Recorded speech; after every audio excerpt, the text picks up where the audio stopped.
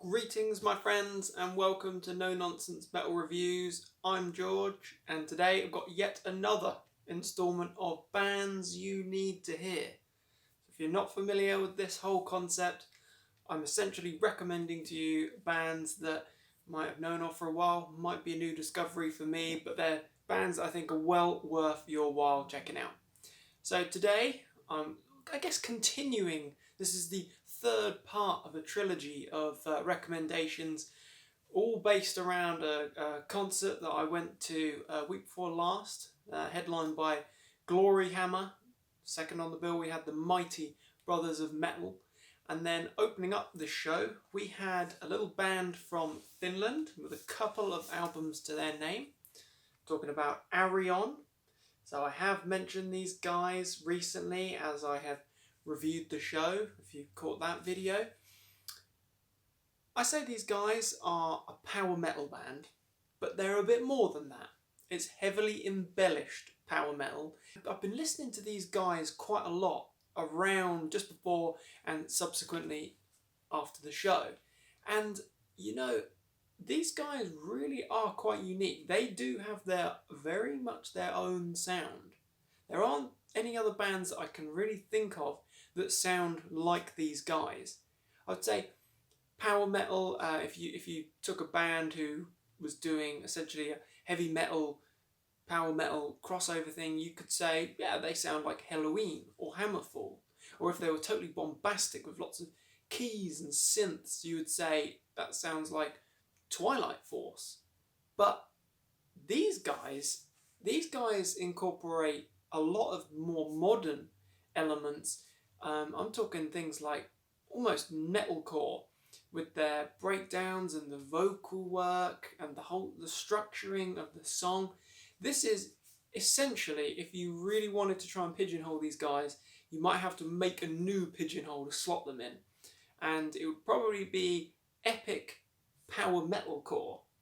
Okay, so if you've not listened to these guys, that is the best way that I think I could describe them. It's a mixture of power metal traditionals mixed with, shall we say, a little hint of like Bullet for My Valentine or Rise to Remain. There's a few different elements thrown in there, but don't be put off by that. If you're a power metal traditionalist, still don't be put off by that. You've got tons of power, you've got killer riffs, you've got some great synths, you've got a lot of, I guess, energy.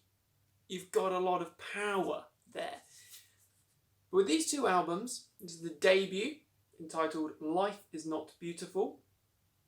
This is a really good album. It's a really strong album.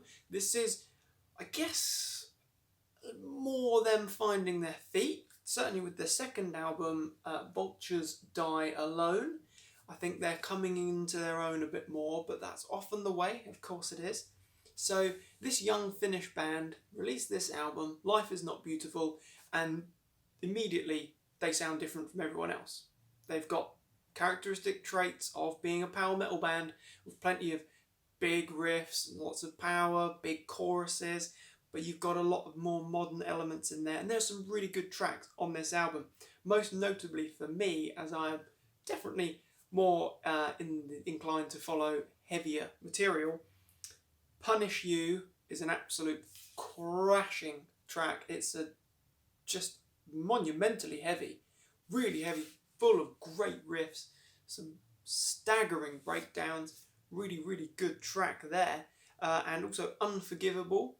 Track before that, in fact, you've got some great choruses. It's very big, very epic.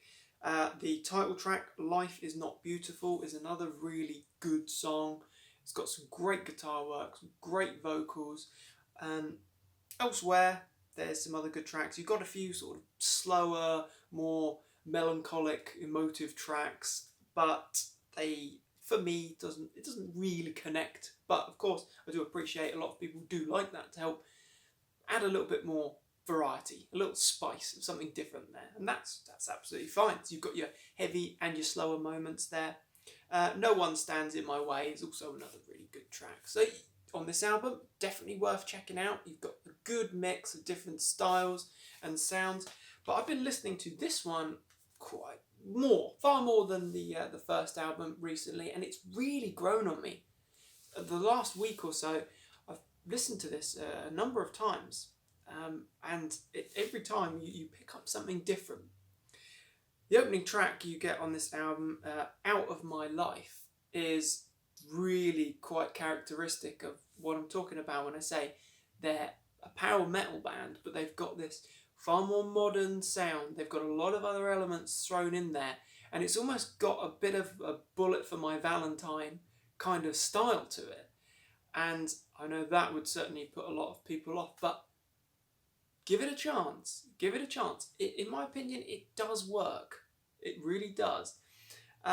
Break My Chains, the second track there, another really good song. We've got a lot of different elements going on there. Again, great vocal work, great guitar work, killer breakdowns, smashingly, crushingly heavy breakdown riffs there, which really does bring back the heavy, reaffirms their place as a metal band rather than a post whatever the hell they call these modern bands that follow that kind of that metalcore trend. Bloodline, we have Nura from Battle Beast, guest vocal work, really good, a really strong song. We've got some great melodic moments there, very epic. You've got some great sort of soundscapes. You've got a lot going on there. It's very dynamic. It's a very diverse album. In the Name of Love is the ballady track. Again, it just doesn't quite connect for me, but a lot of people, I'm sure, would really be able to enjoy that. With guest vocals on that track from Cyan Kicks, not a name I am not familiar with myself.